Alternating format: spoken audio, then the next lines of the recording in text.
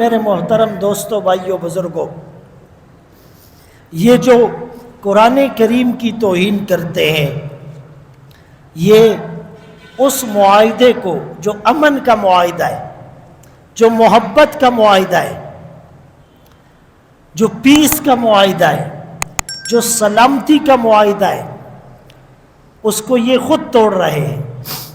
اس کائنات کی مادری زبان کیا ہے؟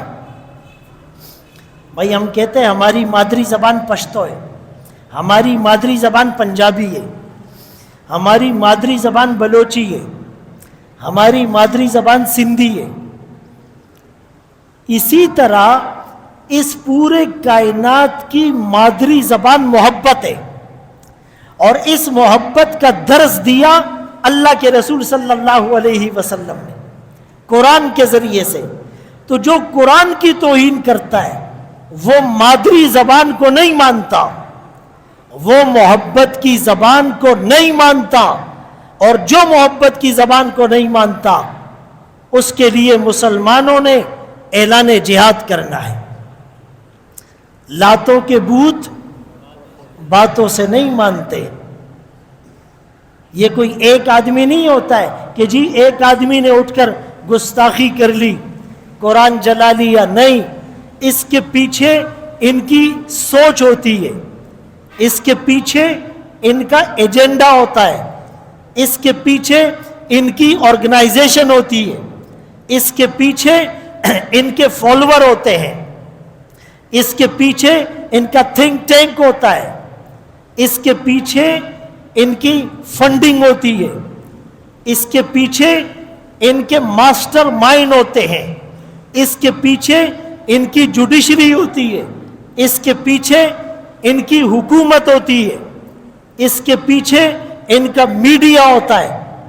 اسی لیے میں نے شروع میں عرض کیا، یہ ایسے نہیں ہوتا کہ کوئی آدمی اٹھ کر کھڑا ہو اور گستاخی کرے، نہیں، اعلان کرتے ہیں فلاں تاریخ کو فلاں دن اتنے بجے اس چوک پر فلاں آدمی قرآن کو جلائے گا، پھر عدالت اس کو اجازت دیتی ہے، پھر وہاں کی سیکورٹی لا انفورسمنٹ ایجنسیز اس کو تحفظ فراہم کرتی ہے، پھر میڈیا آ کر اس کو کوریج دیتا ہے، پھر احتجاج کرنے والوں کو قریب آنے نہیں دیا جاتا، احتجاج کرنے والوں کو دبایا جاتا ہے، اور پھر یہ گستاخی کرتے۔ ابھی بھی ایک بدبخت نے سویڈن میں، نعوذ باللہ، وہ ویڈیو مسلمان دیکھ نہیں سکتا۔ مجھے تو خود شرم آتی ہے کہ ہم صرف ممبر پر بات کر سکتے ہیں، اللہ ہمیں وہ توفیق دے کہ ہم ان بدبختوں کی گردنیں مروڑ دیں۔ ہمیں تو اس پر بھی شرم آتی ہے، لیکن ہم نہیں کر سکتے کچھ۔